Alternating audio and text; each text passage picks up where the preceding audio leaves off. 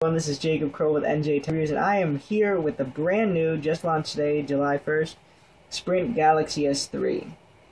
Now these devices are in very high demand as this is Samsung's brand new flagship phone. It's the summer season, they always have to come out with one, and they have brought a showstopper this year. Let's go ahead and give you like a nice overview of the design of this device. On the back we have our 8 megapixel camera with LED flash, a speaker grill, we have our Sprint insignia, and our Galaxy S3 insignia. Now, one thing to note about this device is since this is a CDMA network, since Sprint has always been CDMA and most likely for the near future, they're going to be CDMA for 4G LTE as well. You notice that there's no SIM card slot here, you just have a little dimple.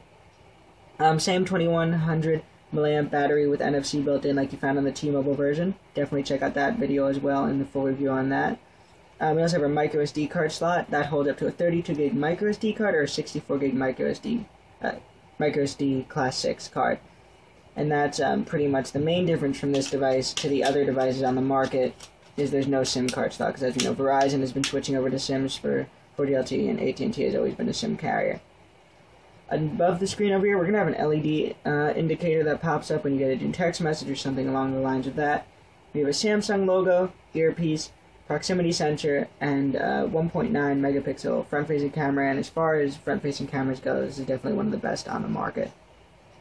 Below the screen we have our 2 touch capacitive buttons, and our physical home buttons. We have our touch menu button, our back menu button that's also touch, and our home button. If we go over to the right-hand side, we have our power/sleep button that's in the same aluminum siding, slightly raised. Same over here if we head over to the left-hand side for the volume rocker. Above the device, we have our 3.5mm headphone jack with a noise-canceling microphone. On the bottom, we have our main microphone and a micro USB port. Let's go ahead and dive into the operating system a little bit here. We're running on a 1.5 gigahertz dual-core processor with 2 gigs of RAM. So you can see almost no glitches here. It moves pretty quickly. If we go into apps, you can see same speed over there.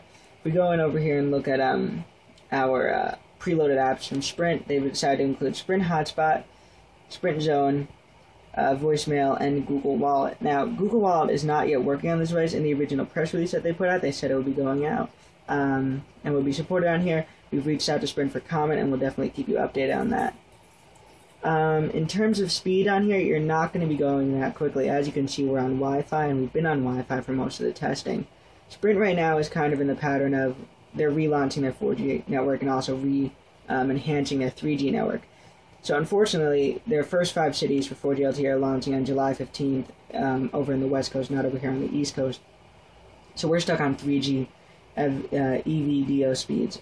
We've gotten nothing over a megabyte on this guy so far, but we're definitely with Sprint in the long run, and we can't wait to test out their 4G LTE speeds. One neat feature that we just want to demo on this device, this also works on the other one. If we go ahead, we take a nice snapshot of the T-Mobile Galaxy S3 right there. And then if we go ahead and go into here, since as we mentioned before, there's NFC support. So Samsung has gone ahead and made their own version of Android Beam. It's called S-Beam, and it works like this. Tapping the 2 devices together, I'm just going to touch the beam. And now we separate the 2 devices. It's connecting on there, and it's going to start receiving and downloading.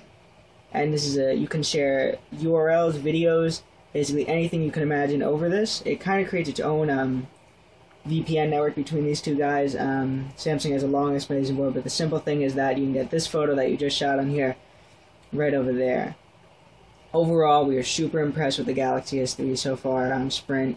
Definitely, if you're in the market for a device on Sprint, definitely go ahead and it's a contender. For the 16 gig version of internal space, it's going to be $200 with a 2-year contract.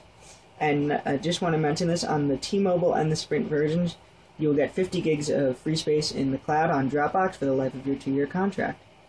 Thank you very much for watching, and be sure to check out the full review on NJTechReviews. Bye-bye.